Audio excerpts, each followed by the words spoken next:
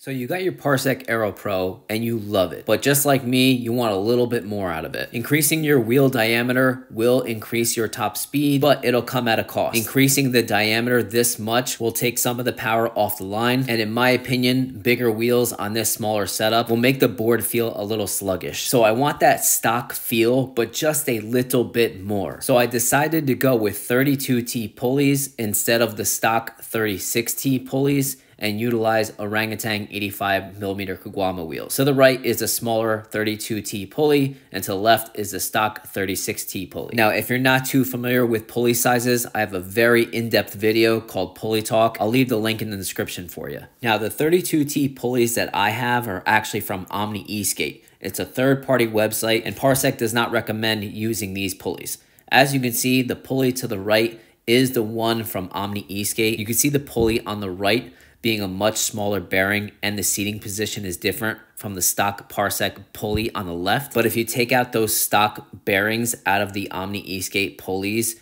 you actually have a second seating position. So first off, when I pry the bearings out of pulleys or wheels, I use a truck that's from a board that I don't really care about. So just in case you bend the axles prying out the bearings out of wheels or pulleys, don't use the Parsec board. Now, I'm sure the Parsec trucks can take it, but that's just me being overly cautious. Now, you can skip all this bearing swapping stuff because on the Parsec website, they have all the proper pulleys for this board. Whether you want Kegel pattern or ABEC pattern, whether you want 32, 36, 40, or 45T, and they come with the bearings as well. But for me, I'm using the Omni eSkate pulleys for now. It was actually a little tough getting that big bearing in the seating position of my Omni eSkate pulley. So I placed the screwdriver upside down and I hammered the bearing right into place. So now you can see they match, they look exactly the same. So make sure there is no second bearing on the top of the pulley as well. So then you're ready to install the pulleys and the belts. So first things first, let's take off the stock wheels. Now, if the pulley is stuck in the wheel core, just get a flat screwdriver and pry it out. Now, do me and the board a favor, get a rag, clean it all up. Your hardware will thank you later. Now, the stock setup is utilizing 36T and 350 belts. So if you want to go 32T like me, you need to find 340 belts.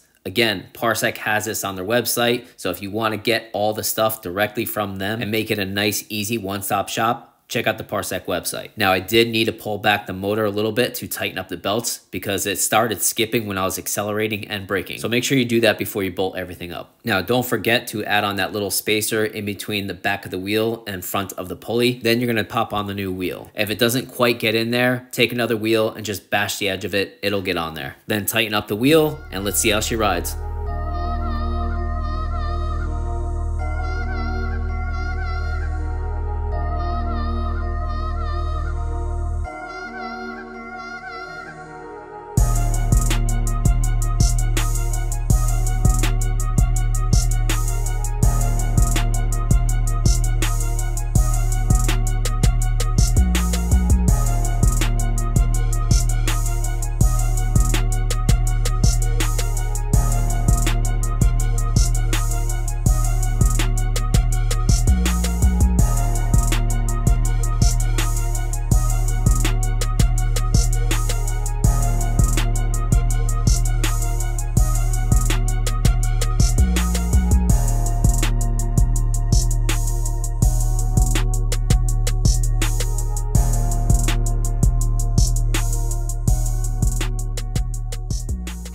Okay guys, here we go. Quick top speed test on the orangatang 85mm caguama wheels with 32T pulley. Stock is 80mm wheels and 36T pulley. I personally think this is gonna be a perfect upgrade. There's gonna be a nice healthy amount of a little bit increased top speed and that perfect pull when you're doing 15 to 20 miles per hour and you still got a lot of juice left. With the stock setup, if you yank the throttle at 18 miles per hour or so, you don't have too much juice left in the tank. With this, I think it's gonna be that perfect little upgrade that makes it just right. All right, let's do it. Okay, let's do it. Oh yeah, perfect, perfect. And this is up a slight hill. Nice, love it. Perfect. All right, I'm letting off the throttle. All right, it's exactly what I was looking for. A nice, tasteful, healthy upgrade. It doesn't compromise the ride feel. It gives that nice little extra push that I think the board needed. But of course, let's check the rider app and see what my top speed was going up a slight hill. 29.3 miles per hour. Again, up a slight hill. So let's call that 30 on a flat ground with 85's 32T. Perfect. Okay, let's do a mid-range power test. 15 miles per hour, I'm gonna yank the throttle. 1, 2, 3. Nice. Nice. It's exactly what I was looking for. This board is not meant to go really fast. That's not what it is. It's a high quality cruiser board. And now with this perfect tasteful upgrade, it's just right. Okay, I'm gonna do a quick acceleration test with the 32T pulleys and 85 caguamas. Technically, I should feel less acceleration now. Bigger wheels, smaller pulleys. That's just a recipe for less acceleration. Let's see if we feel the difference. S plus mode, almost full battery. 1, 2, 3, go. Still plenty of power. Did I feel a difference? I think so. Maybe. Nothing crazy though. I don't stop and go nearly as much as cruise, let go of the throttle, and then start throttling again. That's the majority of my riding, is letting go of the throttle, 10, 20 miles per hour, throttle again. I don't normally stop and go that much when I'm cruising. Okay guys, here we are, giant hill test, same hill we always use, Parsec Aero Pro X with the bigger wheels, smaller pulleys, S plus mode. I think the stock setup did like 23, maybe 24 miles per hour up this hill. So let's see if there's a difference with the smaller pulleys, but bigger wheels. Let's do it.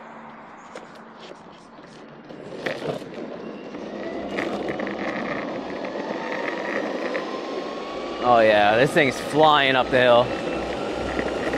This has to be better. Oh man. Woohoo! Wow. Jesus. That ate the hill. Should be a little bit better. I'm gonna say 26. Let's check the rider app.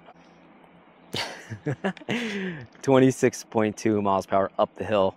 And I believe the stock setup was 23.9, something like that. So yeah, you got more power going up a hill, more speed going up the hill for sure. Okay, let's do a quick brake test. 15 miles per hour. 1, 2, 3, brake. Ooh. Dude, it's even better than before. And I'll tell you why. Because I tightened up the belts a little bit. They're not tight, don't get me wrong, they're not tight, but they're not crazy loose like before. So, even better. So there you have it, the nice, sweet little upgrade that I think was perfect for this board.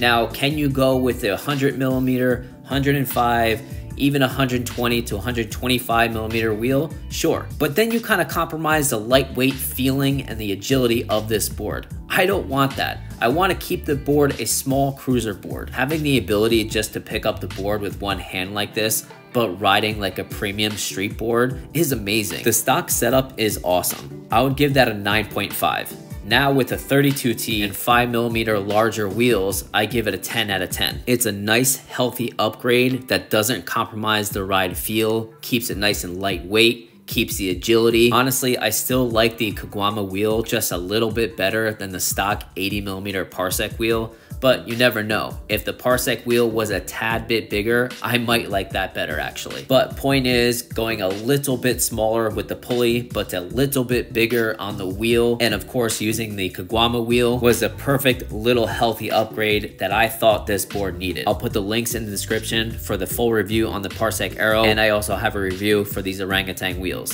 Thank you for watching, guys. Please comment, like, share, subscribe. Have a good one, guys.